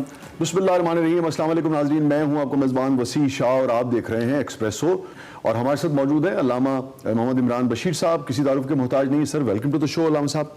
अल्लामा साहब, आज जो टॉपिक मैं आपकी खिदमत में लेके आया हूँ, नाज़रीन के लिए लेके आया हूँ, वो ये है कि सियासत के मामले में मैं चाह रहा था कि ज़रा दीन से रहनुमाई जो है वो ली जाए। और जैसे हम सब सोचने वाले लोग हैं तो मैं सोच रहा था अब हमारे यहाँ ये जो क्राइसिस चल रहा है ये एक तूल पकड़ गया है और पिछले 6-8 महीने से कौम भी हिजाम का शिकार है, इंतशार भी है, उसमें फसाद भी बर्पा हो रहा है, लोग जो हैं वो बेतमादी की फिजा, जी बेतमादी की फिजा जो है। तो मुझे लगा कि इसके पीछे एक अहम वजह यह है, देखिए PDM जिसको आप अपोजिशन की पार्टियां कुछ कह लीजिए वो हैं और हुकूमत है, और आपस में किसी यानी कि किसी भी मुआहदे पर या किसी भी जगह पर कोई ऐसा एग्रीमेंट नहीं हो पा रहा है कि किसी मकाम पर मुत्तफिक हो जाए किसी बात पर, और उसके बाद जो कारोबार मुमलिकत है वो लोगों के लिए आसान हो जाए और लोग यकसू होकर अगले इलेक्शन का इंतजार करें और मामला जो है चलते रहें। और एक वजह उसकी ये है शायद एक दूसरे के ऊपर एतबार नहीं है। तीनों का ये कहना है कि मुआहदा होता है और उस मुआहदे पर अमल नहीं होता। मौलाना फजल रहमान का भी यही कहना था। उसमें कितना सच है कितना झूठ है मैं ये नहीं कहता, मगर हर जगह आपको झूठ नजर आ रहा है। हर शख्स ये कह रहा है कि दूसरा झूठ बोल रहा है, दूसरी पार्टी, हर पार्टी ये कह रही है कि जो वादा किया जाता है वो इफा नहीं किया जाता है। तो मुझे ख्याल आया कि फर्द की जिंदगी में भी और मुआशरे की जिंदगी में भी किस कदर सिग्निफिकेंस है। अगर इसका मतलब है कि अगर हम झूठ को जारी रखेंगे और अगर हम इफ़ाए अहद पे अमल नहीं करेंगे तो इनफरादी सतह पे भी और हम अपने जो समाजी जो बड़े मामला ऐसी उसको भी हम सुलझा नहीं सकेंगे। तो मुझे फिर याद आता कि आका ने क्यों इतनी यानी कि इसके ऊपर जोर दिया सरकार दो आलम सल्लल्लाहु अलैहि वसल्लम ने, जब वो आपके पास एक शख्स आया और उन्होंने कहा कि मुझमें बेशुमार बुराइयां हैं और मैं चाहता हूं कि मैं उनसे निजात हासिल करूं, तो आपने फरमाया कि बस एक काम करो कि झूठ बोलना जो है वो तर्क कर दो। फिर उसके बाद मैं चाहूंगा कि यहीं से इस वाक़े को भी आप कंटिन्यू कर लें, फिर जो सवाल मेरे जहन में आते हैं। आपने जो जिस वाक़े की तरफ इशारा फरमाया और मौजूदा हालात जो है, मैं दोनों के ऊपर कुछ गुजारिशात अर्ज़ करना चाहूँगा। वो वाक़या यूँ है कि एक शख्स आते हैं और आके अपनी बीमारियों का, क्योंकि आका करीम सल्लल्लाहु अलैहि वसल्लम जब बीमारी कह रहे हैं तो ये जो यानी कि समाजी जो जी समाजी बीमारियाँ कि मुख्तलिफ मेरे अंदर रूहानी अमराज हैं, तो मैं किसी एक को छोड़ सकूँगा, एकदम सारे नहीं। तो आपने फरमाया आप झूठ बोलना छोड़ दें, बाकी आपसे जो मामला चाह रहे हैं फ़िलहाल लेके चलें। इब्तदाई इस्लाम था। तो आस्ता आस्ता जब भी वो गुनाह करने लगते तो कहा अल्लाह के महबूब से ये वादा किया था कि मैं झूठ नहीं बोलूंगा, मैंने सच बोलना है। तो एक एक करके सारे ही गुनाह जिंदगी से निकल गए। मैं मौजूदा हुकूमत हो या अपोजिशन हो, कोई भी हो, मैं हाथ जोड़ के दरख्वास्त करूंगा कि यहाँ के मामले मैं आपको बेवकूफ़ बना लूंगा शाह जी, आप मुझे बना लेंगे, हुकूमत फलां को बना लेगी, अपोजिशन फलां को बना लेगी, जो किसको कर रहा है। अनकरीब मैंने आपने कब्र में जाना है। बहुत सी लमा फिस सुदूर, अंदर का जो कुछ है बाहर निकाला जाना है, जिसको हज़ाली यूं फरमाते हैं रज़ी अल्लाह ताला अन्हु, फसौफा तरा इज़न कशफल गुबारू अफरसुन तहत रिजलिका अम हिमारू। अनकरीब दुनिया का गर्द छट जाएगा, फिर पता लगेगा कि आप घोड़े पे सवार। सुभान अल्लाह, सुभान अल्लाह। क्या दूसरे को बेवकूफ़ ना बनाए, क्या कहना, उस मालिक को सामने रखे। अगर अदल का दामन चाहे वो अपोजिशन सामने रखे चाहे हुकूमत रखे, अल्लाह के महबूब सल्लल्लाहु अलैहि वसल्लम ने फरमाया कि अदल करने वाले को सलाम करना ऐसे है जैसे अल्लाह को सलाम करना। सुभान अल्लाह। और जो उस दामन को छोड़कर मैं किसी की साइड लेते हुए कि आप मेरे ऊपर फाइनेंस करने वाले हैं, आप मेरा साथ चलने वाले हैं, और मैं जुल्म का, आपके अंदर कोई गुनाह आ जाता है, कोई कमी कुताही आ जाती है, आप जुल्म पे उतर आते हैं, मैं फिर भी आपका साथ दे रहा हूं, किस बुनियाद पर कि आपने मेरे साथ फलां नेकी की थी। तो अल्लाह के महबूब सल्लल्लाहु अलैहि वसल्लम ने फरमाया मन मशा मा ज़ालिमिन वहुव यअलम अन्नहु ज़ालिम, जो भी जालिम का साथ देता है और सच का साथ छोड़ देता है, ईमानदारी को छोड़ देता है, अपने पर्सनल मफाद पे आ जाता है, तो अल्लाह के महबूब अलैहिस्सलातु वस्सलाम ने फरमाया कद खरज मिनल इस्लाम, उसका इस्लाम से कोई ताल्लुक नहीं। अच्छा, मैं जो नुक्ता जो खास एक मैं आपसे जो जानना चाह रहा था कि देखिए जब इख्तलाफ होता है यानी कि आपस में एक मुमलिकत में रियासत में रहते हुए दो या तीन यानी कि भाइयों में या मुख्तलिफ जो रियासत के जो बड़े ऑर्गन्स हैं उनमें अगर इख्तलाफ हो जाता है, तो अगर आपस में बाहमी एतमाद ना हो, इख्तलाफ कैसे ख़त्म होगा? किसी एग्रीमेंट पे ख़त्म होगा। मगर अगर ये एतमाद ना हो कि इस एग्रीमेंट की पासदारी की जाएगी और झूठ बोला जाएगा, तो वो तो इंतशार तो बढ़ता चला जाएगा। वो तो जिसे पंजाबी में कहते हैं कि लस्सी दिलाई जितना मर्जी वो तो ख़त्म ही नहीं होगी। दूसरे ये कि जब मुझे ये फरमाइए, इसमें रहनुमाई ये फरमाइए कि आपस में भी जब कोई किसी भी इख्तलाफ के मामले पर अगर मोमिनीन बैठा करते थे तो किस तरीके से उस एफ़ाए अहद की पासदारी होती थी, और जब कुफार के साथ यानी कि कुफार के साथ भी अगर कोई कमिटमेंट हो जाती थी तो उस कमिटमेंट को किस हद तक पूरा करने का हुक्म है। यानी कि बाज़ औक़ात आपको कुफार के साथ, जैसे मुझे सुलह हुदैबिया याद आती है, अब उसमें कुछ नुकसान होता नजर आ रहा था, मगर उसके बावजूद हमें तारीख बताती है कि सुलह हुदैबिया के तमाम नुकात पर अमल जो है वो किया गया। जरा उसकी तरफ भी रोशनी डालिए ताकि रहनुमाई हो कि कहीं तो बैठना है ना। तो अगर इफ़ाए अहद नहीं होगा, अगर झूठ एक दूसरे से बोलते रहेंगे, अगर जो किए हुए एग्रीमेंट की पासदारी नहीं की जाएगी, तो ये तो झगड़े कभी खत्म नहीं होंगे। ऐसी देखिए सुलह हुदैबिया आप उठा के देख लें, शेब अबी तालिब उठा के देख लें, बदर, उहद, जितने भी मामलात है सब में आपको कूट के सच्चाई, अमानतदारी, आका कुफार से भी जब एग्रीमेंट हो रहा है, जी कुफार से भी हो रहा है, बल्कि यहाँ तक फरमाया कि आप इस्लामी रियासत के मुमलिकत में कि आप सरबराह बनते हैं और आपकी सरपरस्ती में, आपकी सरबराही में कोई गैर मुस्लिम अक़लियत अक़वाम में से कोई कत्ल हो जाता है, मर्डर हो जाता है, उसके साथ जुल्म होता है, तो कल क़यामत के दिन आप बड़े मुजरमों में से एक आप मुजरिम होंगे, बेशक वो मुस्लिम हो या गैर मुस्लिम हो। इसलिए इफ़ाए अहद हुदैबिया के मौके पर उठा के देख लें कि बज़ाहिर नजर आ रहा है कि हज़रत उमर यहाँ तक है कि या रसूलल्लाह क्या हम हक पर नहीं है? का हक पर हैं, झुकने के अंदर, आजिज़ी के अंदर, और जो मुआहदा कर रहे हैं इसको पूरा करने के अंदर अल्लाह की मदद, मुझे ये हुक्म दिया गया ये पूरा कर। सुभान अल्लाह, सुभान अल्लाह। और फिर उम्रा किए बगैर शाहजी वापस जाया जा रहा है। जी। और सहाबा इसलिए कि कमिटमेंट होगी कि वापस जाएंगे, उम्रा भी नहीं करेंगे। तो इसलिए जो कमिटमेंट कर ली और आप जाए, देखिए उससे फिर खैर कैसा बरामद होता है। ऐसी खैर के 2 साल के अंदर अंदर जहां चंद सहाबा थे, जी। इसको मानने की बरकत से एक तो आलमी सतह पे मुसलमानों को माना गया कि मुआहदा हो रहा है। पहले तो किसी खाते में नहीं जी। मुआहदा फरीक के तौर पर तस्लीम किया गया। खुतूत की तरतीब निज़ाम चला कि आप बाहर जो भी करना चाहें करें।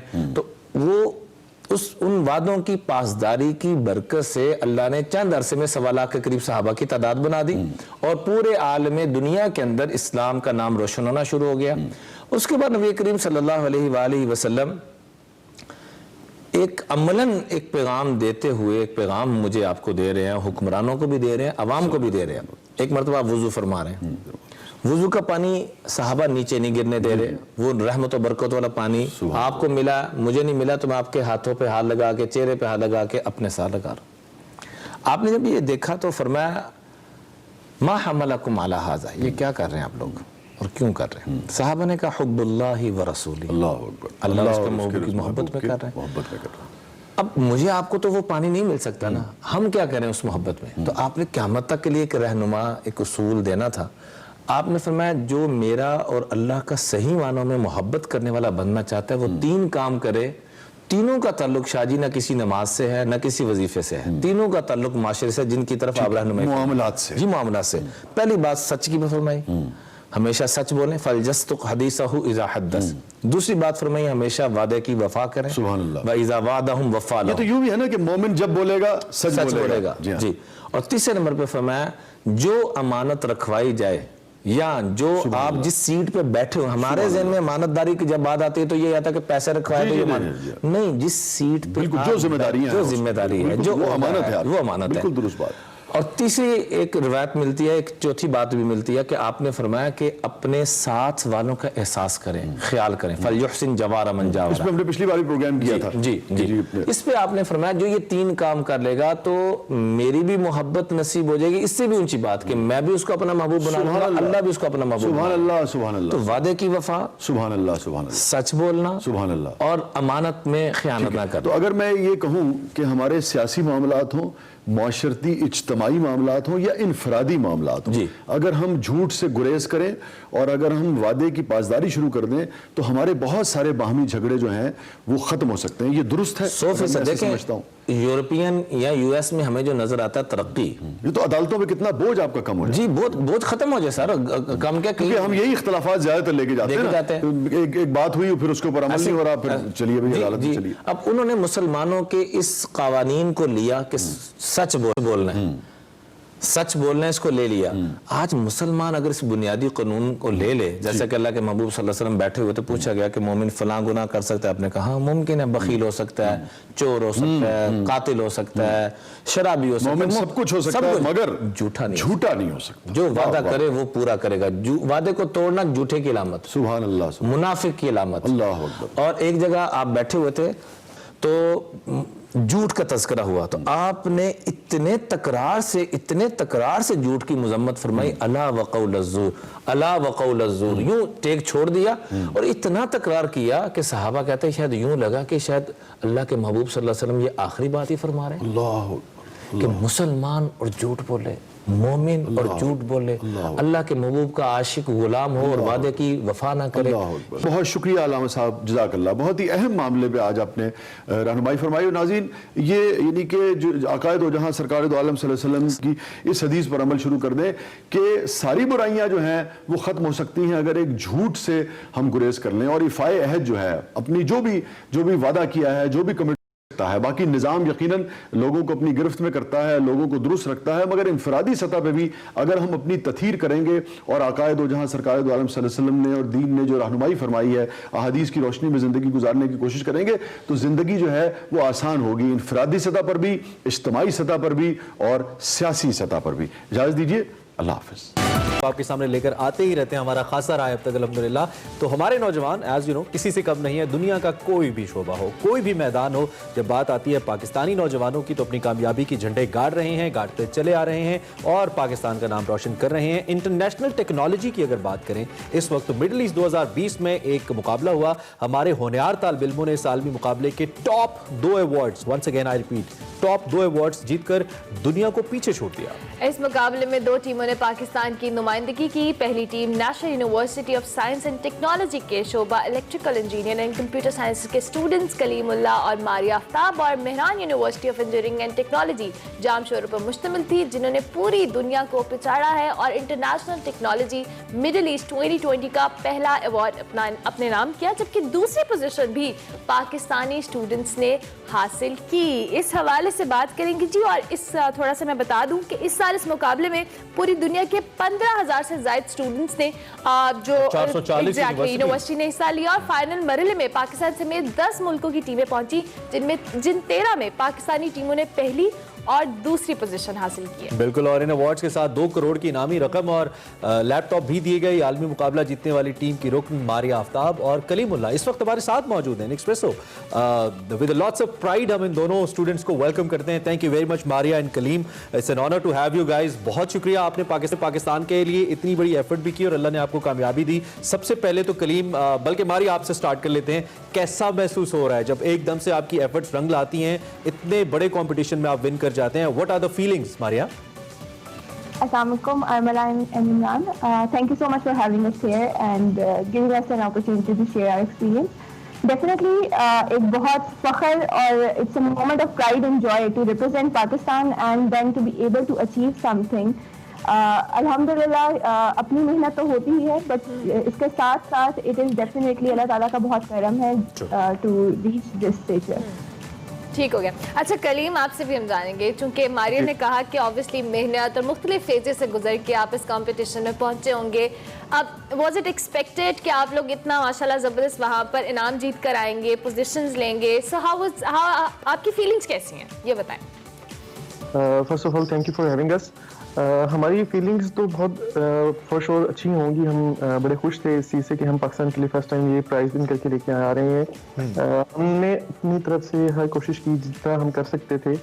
बाकी अल्लाह ताला की ब्लेसिंग अगर ना हो, लव्ड वन की प्रेयर्स ना हो, तो आप नहीं अचीव कर सकते। ठीक है, मैं चाहूंगा जरा आप हमें सबसे पहले इस मुकाबले के बारे में बताइए। ये कंपटीशन था क्या, इसमें करना क्या था आपने और किस तरीके से आपने परफॉर्म किया? Because when we talk about technology, बहुत वास्ट फील्ड है, तो what it actually was about, किस बारे में था ये? ये एक्चुअली हवावे कंपनी है, वो एक कंपटीशन ऑर्गेनाइज कराती है ICT टैलेंट हंट के नाम से 2015 से ऑनवर्ड। तो उसके अंदर आपके पास कुछ 6 to 7 राउंड्स होते हैं। उसके बाद आप नेशनल लेवल पे सिलेक्ट हो जाते हैं।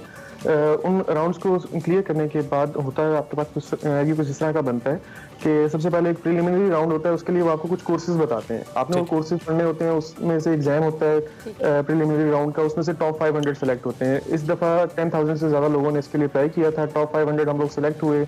उसके बाद जो टॉप 500 होते हैं वो उसको HCIA की एक सर्टिफिकेशन ऑफर करते हैं कि आप इस सर्टिफिकेशन का एग्जाम दें। वो भी एक आपके चैलेंज का ही पार्ट है। उससे जो टॉप 150 होते हैं उनको वो सिलेक्ट कर लेते हैं और नेक्स्ट राउंड में ले जाते हैं। उसके अंदर क्या होता है कि आपके पास एक ट्रेनिंग सेशंस होते हैं जो कि हुआवे के ट्रेनर्स ही आपको करवा रहे होते हैं। ठीक है। इसके बाद क्या होता है कि वो मजीद इसको नैरो डाउन करते हैं और उसमें से टॉप 30 को सिलेक्ट किया जाता है जो कि नेशनल फाइनल के लिए एलिजिबल हो जाते हैं। नेशनल फाइनल में से टॉप 6 या टॉप 8 को सिलेक्ट करना होता है आफ्टर एग्जाम एंड इंटरव्यू। जब यहाँ तक जो था ये हमारे पास इंडिविजुअली टास्क थे। इसके बाद क्या होता है कि हमने पाकिस्तान को रिप्रेजेंट करना होता है और पाकिस्तान को रिप्रेजेंट करने के लिए हमारी टीम्स बन जाती हैं 3-3 लोगों की। तो हमारे पास 2 टीम्स थी। टीम 1 के अंदर मैं, मारिया और असद थे मेहरान यूनिवर्सिटी से, और टीम 2 के अंदर भी साकिब, उमैर और फवाद थे बलोचिस्तान यूनिवर्सिटी से। ठीक है। तो हमने पाकिस्तान को रिप्रेजेंट किया और 26 दिसंबर को हमारा चैलेंज था जो हमने फाइनल एग्जाम देना था। इसके 2 पार्ट होते हैं, एक MCQ बेस होता है और एक आपने एंटरप्राइज नेटवर्क कॉन्फ़िगर करना होता है actually.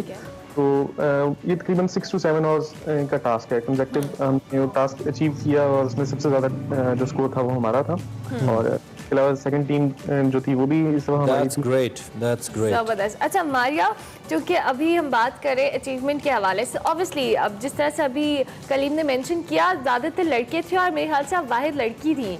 So how was your experience? क्योंकि मुझे लगता है कि बहुत सारी जगहों पे हमें कहा जाता है कि जी वैसे तो हम इस चीज़ से बिल्कुल डिनाई नहीं करते कि ख़वातीन किसी भी शोबे में पीछे हैं, but still we really want to know कि एज अ गर्ल आपकी क्या फीलिंग्स थी और आपने किस तरह से इसको किया?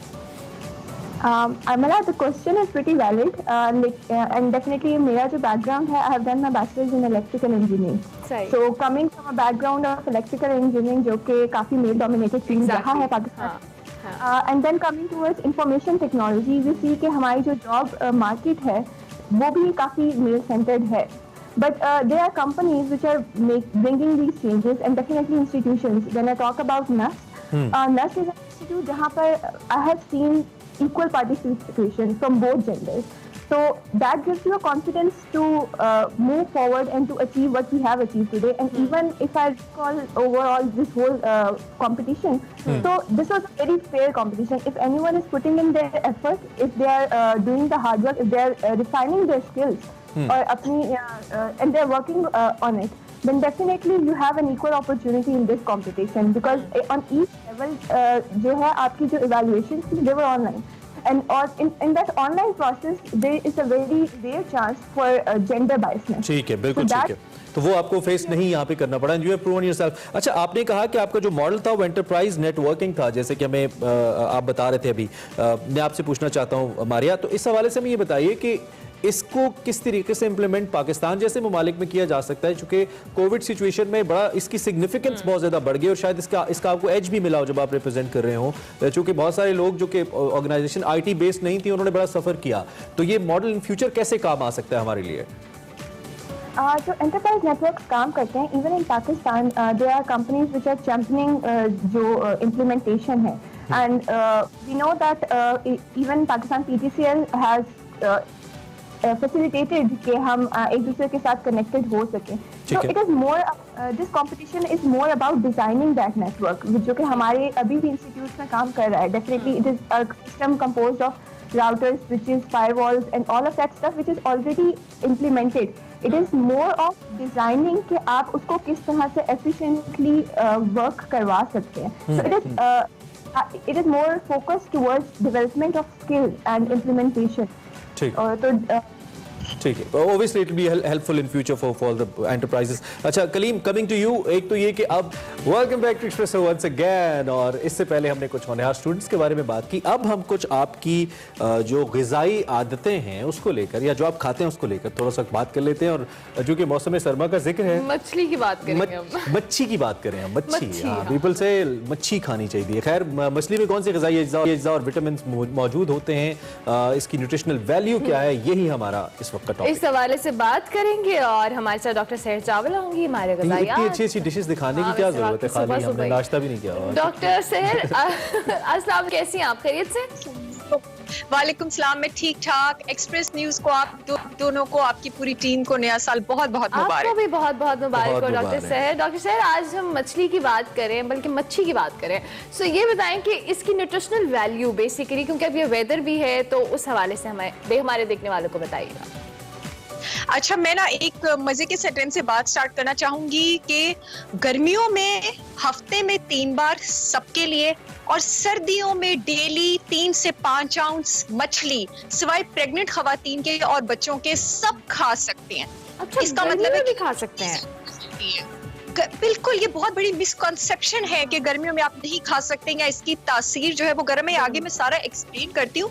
मछली जो है आपके पास 2 तरह के प्रोटीन्स होते हैं, सबको पता है, ठीक है, कि प्रोटीन होता है इसमें। एक लो क्वालिटी प्रोटीन होता है, एक high quality. High quality protein आपको एनिमल यानी जानवर के प्रोटीन से मिलता है। फिश में सबसे उम्दा क्वांटिटी का हाई क्वालिटी प्रोटीन है। आपके दिन की प्रोटीन की रिक्वायरमेंट 25 से 30 ग्राम होती है, और एक 3 से 3.5 आउंस अच्छी फिश का पीस, मैं बताती हूँ अच्छी फिश मैं किसको कह रही हूँ, वो आपकी 22 से 25 ग्राम रिक्वायरमेंट एक ही टाइम पे हाई क्वालिटी प्रोटीन की, यानी जिसकी बॉडी में जज़ब होने की कैपेसिटी की सलाहियत सबसे ज्यादा है, वो पूरी कर देती है। इसके अलावा आपके पास जैसे आप बीफ सिलेक्ट करते हैं ना, तो आप लोग लीन सिलेक्ट करते हैं तो आप सोचते हैं कि कंपैरेटिवली हेल्दी है। याद रखिए कि मछली सिलेक्ट करते वक्त जिस पीस में जितनी ज्यादा चर्बी होती है, जितना ज्यादा फैट होता है, वो उतना ही ज्यादा हेल्दी होता है। इसलिए कहा जाता है, आप अक्सर सुनते होंगे ये जो लोग हेल्थ या न्यूट्रिशनल अवेयरनेस प्रोग्राम सुनते हैं कि फैटी फिश खाएं। वो क्यों कहा जाता है? फैटी फिश में सबसे पहले मैं बता दूं कौन कौन सी जाती है। ये पेन पेंसिल लेके सब ऑडियंस जो है वो लिख लें। जी, मैंने भी शुरू कर दिया लिखना। जी, जज़ाकल्लाह। सालमन आ जाती है, सार्डिन्स आ जाती है, ट्यूना आ जाती है, मैक्रेल आ जाती है, हेरिंग आ जाती है। अब इसको फैटी फिश कहा क्यों जाता है? क्योंकि इसमें आपके पास एसेंशियल फैटी एसिड्स होते हैं, यानी वो फैटी एसिड्स जो कि जरूरी है। एसेंशियल को उर्दू में जरूरी कहते हैं, यानी हमारा जिस्म, इंसानी जिस्म उसको नहीं बना सकता और हमने उसको बाहर से लेना है, क्योंकि वो बॉडी के बहुत ज्यादा फंक्शंस के लिए जरूरी है, जिसमें आपके पास दिल की बीमारियों से निजात है, कैंसर से निजात है, जो आपका डिप्रेशन रिलीव कर सकते हैं, आपका दिमाग शार्प कर सकते हैं, आपके ब्लड प्रेशर से आराम पहुंचा सकते हैं, आपकी डायबिटीज के लिए यूज हो सकते हैं अगर आप इसको अच्छी अमाउंट में लेते हैं। तो ये फैटी एसिड्स आपके पास, जितनी अच्छी आप फैटी फिश लेंगे उससे आपके पास आएंगे। बहुत सारे, खास तौर पे आपने जो ब्लड प्रेशर और इस किस्म की बीमारियों का जिक्र किया, ये बड़ी कॉमन है हमारे पाकिस्तान के अंदर, इवन दिल की बीमारियां भी। तो कौन से ऐसे मरीज हैं जिनको आप ये कहती हैं कि उनको एहतियात करनी है बहरहाल मछली खाते हुए? कौन से ऐसे लोग? अच्छा, जो ओमेगा 3 फैटी एसिड जिसमें आपके पास होते हैं, एक तरफ तो जहां ओमेगा 3 फैटी एसिड सोजिश कम करते हैं और जो दिल की शरायें और दिमाग की शरायें उसमें प्लाक नहीं बनने देते, स्ट्रोक और हेमरेज नहीं होने देते। दूसरी तरफ ओमेगा 3 फैटी एसिड्स आपके पास ब्लड को थिन करते हैं। जाहिर है वो थिन करते हैं तो ब्लड फ्लो तेज करते हैं ना, तभी दिमाग भी शार्प आपके पास काम करता है, तभी डिप्रेशन एंजाइटी भी रिलीफ होती है। जो लोग ब्लड थिनर्स ले रहे हैं, अक्सर हार्ट पेशेंट्स ब्लड थिनर्स ले रहे होते हैं, उनको चाहिए कि वो एहतियात रखें, क्योंकि अगर वो फिश ले रहे हैं तो अक्सर लोग पता है क्या करते हैं, विदाउट नॉलेज न्यूट्रिशनिस्ट और अपने मेडिकल स्पेशलिस्ट और कार्डियोलॉजिस्ट के मशवरे के बगैर फिश लिवर ऑयल या ओमेगा 3 सप्लीमेंट्स भी लेना शुरू कर देते हैं। वो ब्लड जरूरत से ज्यादा थिन होना शुरू हो जाता है, ठीक है।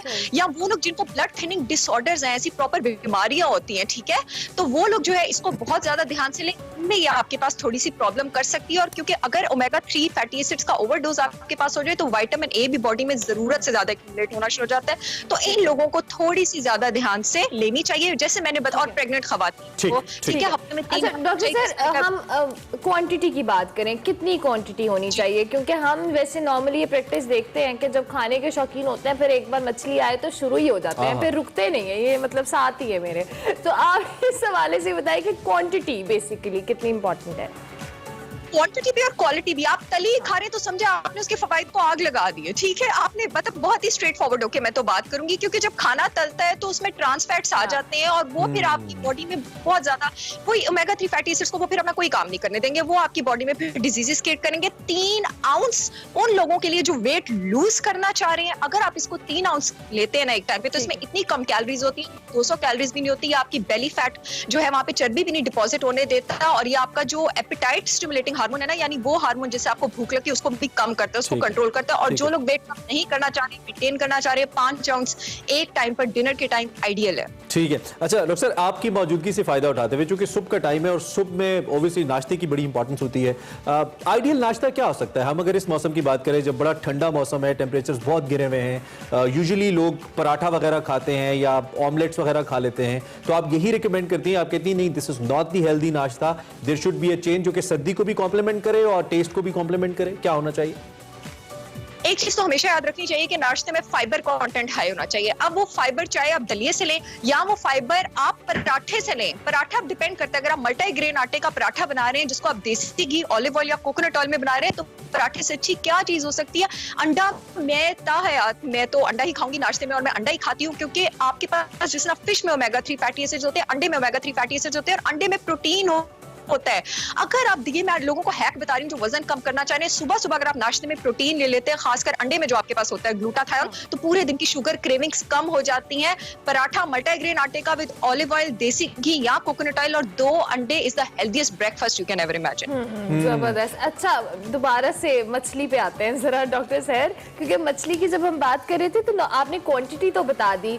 नॉर्मली ज्यादातर हमारे यहाँ प्रैक्टिस है कि हम फ्राइड या डीप फ्राइड फिश खाते हैं, ग्रिल्ड फॉर्म में खानी है, किसी और तरह से आप उसको बेक करें, कोई भी तरीका है, आप क्या रिकमेंड करती हैं देखने वालों को कि इससे इसके न्यूट्रिएंट्स भी बरकरार रहते हैं और वो खाने में भी टेस्टफुल हो? देखिए, जब आप किसी भी खाने को फ्राई करते हैं ना, आप उसके न्यूट्रिएंट्स किल कर देते हैं। जब आप खाने को डीप फ्राई करते हैं, मैंने पिछले दिनों एक और चैनल पे भी इस पर बड़ा डिटेल में सेगमेंट किया, उसमें एक चीज प्रोड्यूस हो जाती है, ट्रांस फैट्स और रिएक्टिव ऑक्सीजन स्पीशीज। ये जो ट्रांस फैट्स होते हैं आपके पास, ये फेक, ये झूठे फैट्स होते हैं। हमारे जिस्म में इनको डाइजेस्ट करने के एंजाइम्स नहीं होते और ये जाके हमारे जिस्म में तहलका मचा देते हैं और फिश के या किसी भी खाने के जिसको आप तलते हैं उसके न्यूट्रिएंट्स को किल कर देते हैं। तो अगर आपने मछली तली एंजॉय करनी है, उसको सिर्फ अपने चीट डेज पे एंजॉय करें, वरना आप मछली को बेक करें।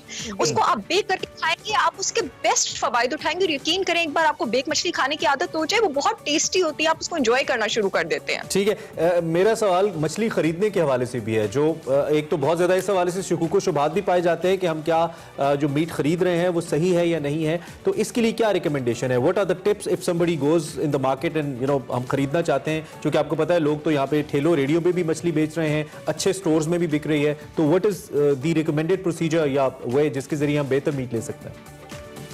Farm raised fish is never good, ठीक है, क्योंकि उसमें आपको फिश की बॉडी में इतने ज्यादा एंटीबायोटिक्स आ जाते हैं कि जब वो एंटीबायोटिक्स आप खाते हैं, वो एंटीबायोटिक्स आपकी अपनी बॉडी में भी आ जाते हैं, वो आपकी बॉडी में नीडेड नहीं होते, वो आपकी बॉडी के गुड बैक्टीरिया और बैड बैक्टीरिया का बैलेंस खराब कर देते हैं। वाइल्ड वाटर रेस्ड फिश जो होती है, आपने हमेशा, if you are a sharp buyer, तो वाइल्ड, आप आज तक वाइल्ड वाटर रेस्ड फिश ही खरीद रहे होंगे, वाइल्ड वाटर रेस्ड फिश खरीदें और बेस्ट फिश आप बेशक क्वांटिटी कम में खा लें, लेकिन कोशिश करें, क्योंकि फैटी फिश, सैल्मन वगैरह ये थोड़ी एक्सपेंसिव होती है, आप बेशक 2 हफ्ते में 2-3 बार खा ले, लेकिन कोशिश करें आप सैल्मन खाएं। वो लोग जिनकी इम्यूनिटी का प्रॉब्लम है, जिनको विटामिन डी की कमी, अगर आप सार्डिन्स खाते हैं ना हड्डियों के साथ, उसकी हड्डियां एडिबल होती है, आप उसको खा सकते हैं, तो वो बेस्ट है।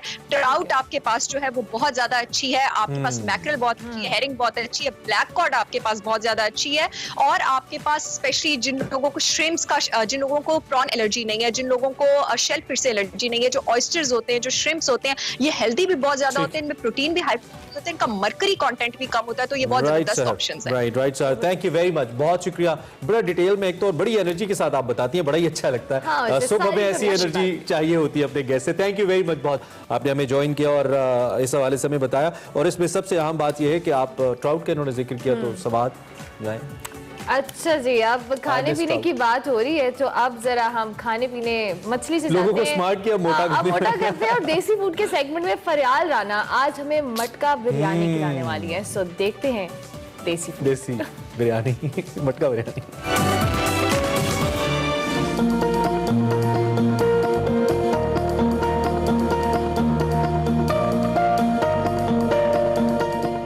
बिरयानी एक पर्शियन वर्ड है। आप लोगों ने बहुत किस्म की बिरयानी खाई होगी, मुंबई बिरयानी, कराची बिरयानी और हैदराबादी बिरयानी। आज मेरा भी दिल किया बिरयानी खाने को, इसीलिए मैं मौजूद हूँ मेन मार्केट गुलबर्ग में, जहाँ पर है दिल्ली में खास वाले। इनके पास मिलती है मज़ेदार मटका बिरयानी। ये मटका बिरयानी बनती कैसे है और इसका टेस्ट कैसा है, चले आए चलकर देखते हैं। यहाँ के शेफ से पूछते हैं मटका बिरयानी बनती कैसे है।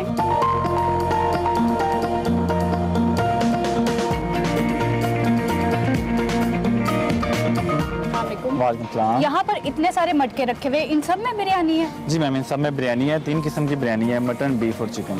क्या इंग्रेडिएंट है मैम? इसमें ऐसा है कि जो हमारी यखनी होती है, चिकन, मटन, बीफ हम पहले तैयार करते हैं, हाफ डन होती है, राइस हमारे हाफ बॉयल होते हैं, और बाकी इंग्रेडिएंट्स होते हैं, वो सब हम इस मटके में डालते हैं, बिरयानी की तह लगाते हैं, उसके बाद हम कोयले पे इसको रख देते हैं। इंग्रेडिएंट कौन से डलते हैं इसमें? मैम इंग्रेडिएंट ऐसा है कि पहले इसकी यखनी डलती है, इसके आलू, चिकन और इसके मसाले होते हैं। यखनी में क्या क्या डालते हैं आप? मैम यखनी टमाटर की बनती है और डिफरेंट हमारे पर्सनल मसाले होते हैं। जो इसके स्टफिंग आप करते हैं उसमें क्या डलता है, कौन से मसाले डलते हैं? मैम स्टफिंग में मसाले सोल्ट होते हैं, इसमें ब्लैक पेपर होता है, इसमें दरा मिर्च होती है और डिफरेंट मसाले होते हैं। और हम कस्टमाइज बिरयानी बना रहे हैं कस्टमर के कहने पर, मटन, बीफ या चिकन, और जो हमारा स्पाइस लेवल है वो भी कस्टमर की ही डिमांड पर होता है, जैसा वो कहता है उसके लिहाज से हम उसको नॉर्मल स्पाइसी या स्पाइसी बना देते हैं।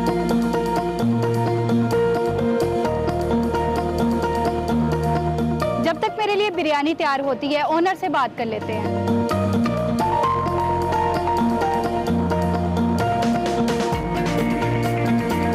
हमारे साथ मौजूद हैं यहाँ के ओनर मोहम्मद अमजद साहब।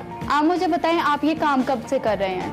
अल्हम्दुलिल्लाह, जब मैं इस फूड इंडस्ट्री में तकरीबन 5 साल से हमने स्टार्ट किया हुआ है, इस्लामाबाद बेरीड में, दिल्ली में खास के नाम से।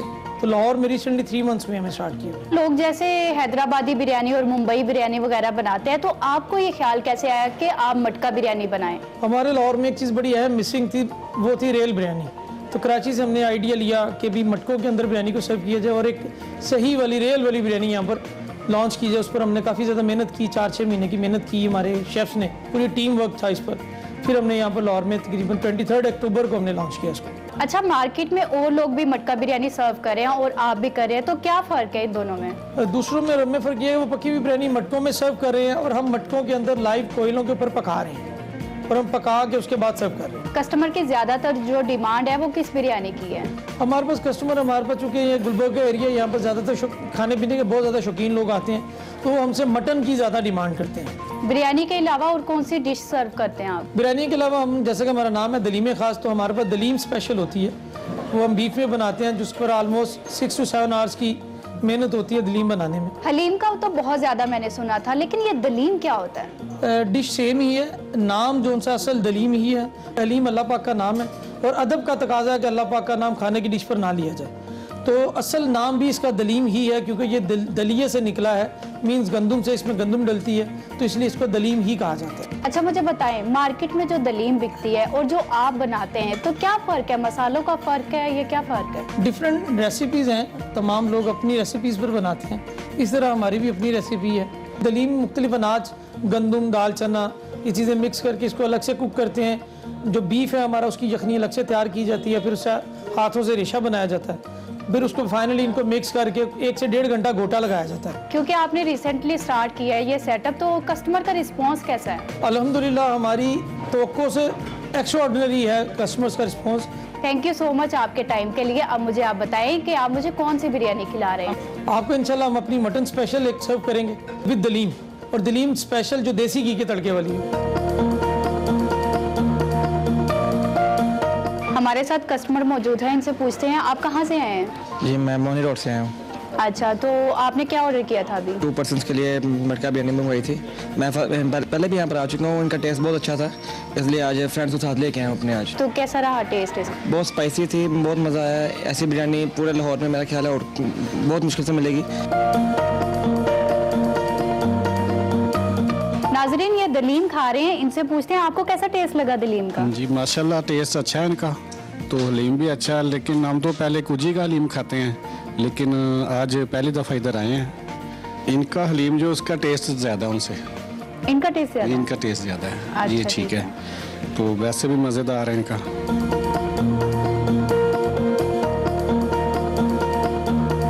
सर, आप मुझे बताएं आप कहाँ से आए हो? मैं ये आया हूँ, जैसे सामने सिटी टावर से आया हूँ। ठीक है, इनकी मटका बिरयानी का टेस्ट अच्छा है, इस वजह से हम इनकी मटका बिरयानी आए के दिन टेस्ट करते रहते हैं, खाते रहते हैं। जब भी तलब ख्वाहिश होती है आते हैं, ऑर्डर करते हैं, ले जाते हैं। आपको इनकी क्या चीज़ ज़्यादा अच्छी लगती है? इनकी जो मटके के अंदर जो चीज़ सेल्फ होती है वो ज़्यादा लोकेशन अच्छी आती है।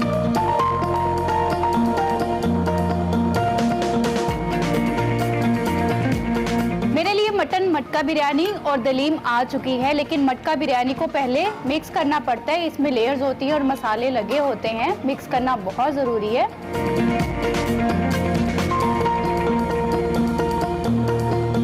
ये बहुत ज़्यादा डिलीशियस है, आप लोग भी एक बार ज़रूर ट्राई करें। मिलते हैं अगले देसी खाने में। अल्लाह हाफिज़।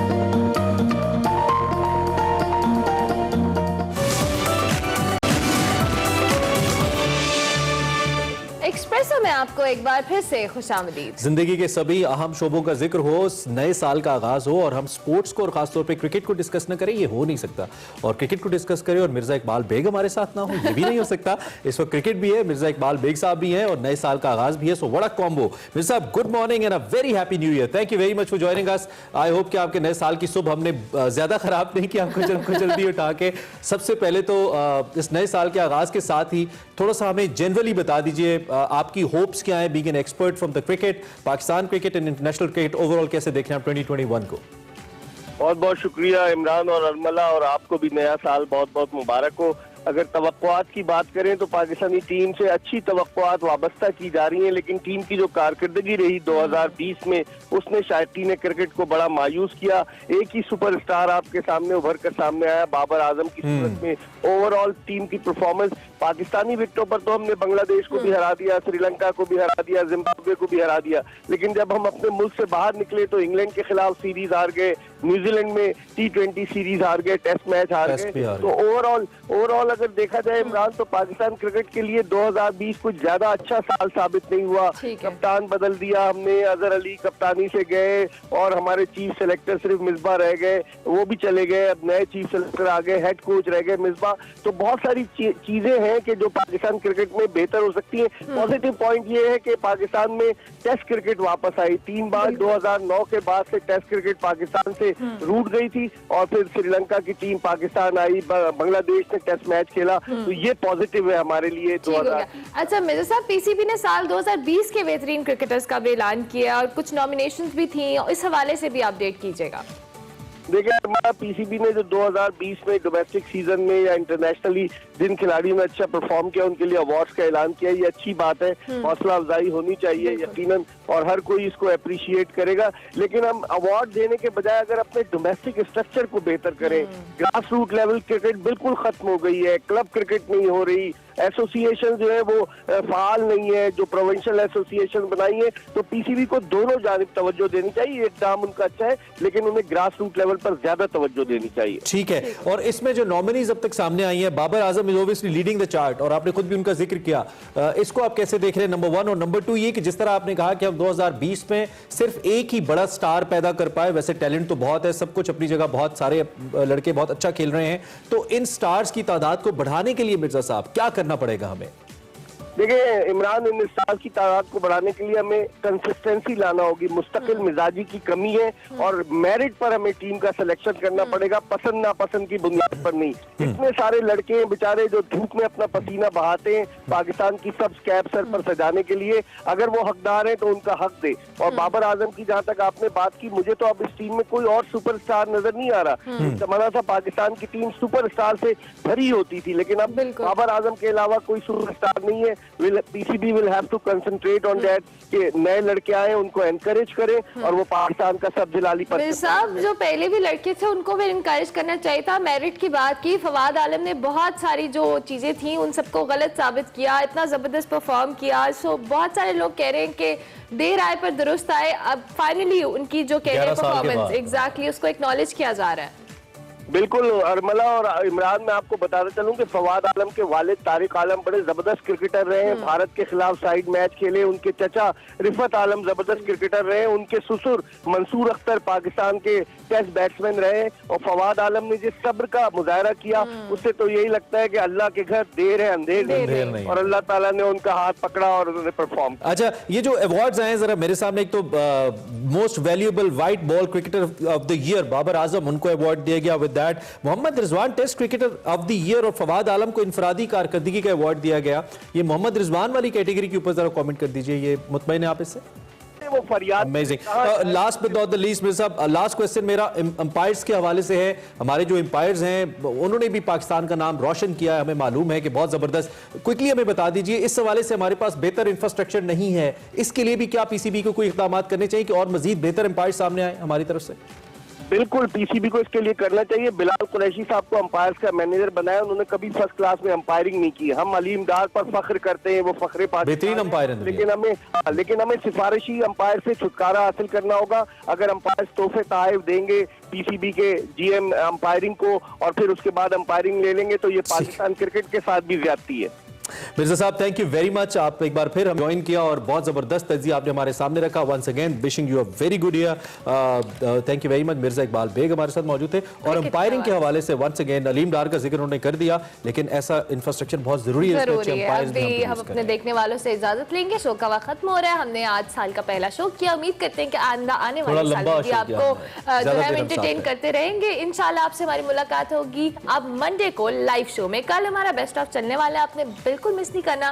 Stay tuned to Expresso Monday तक के लिए इजाजत, लेकिन पिछले साल को भूल जाइए, अगले साल के लिए प्लानिंग्स कीजिए और जी लीजिए इस साल को। टिल आवर नेक्स्ट मीटिंग, अल्लाह हाफिज।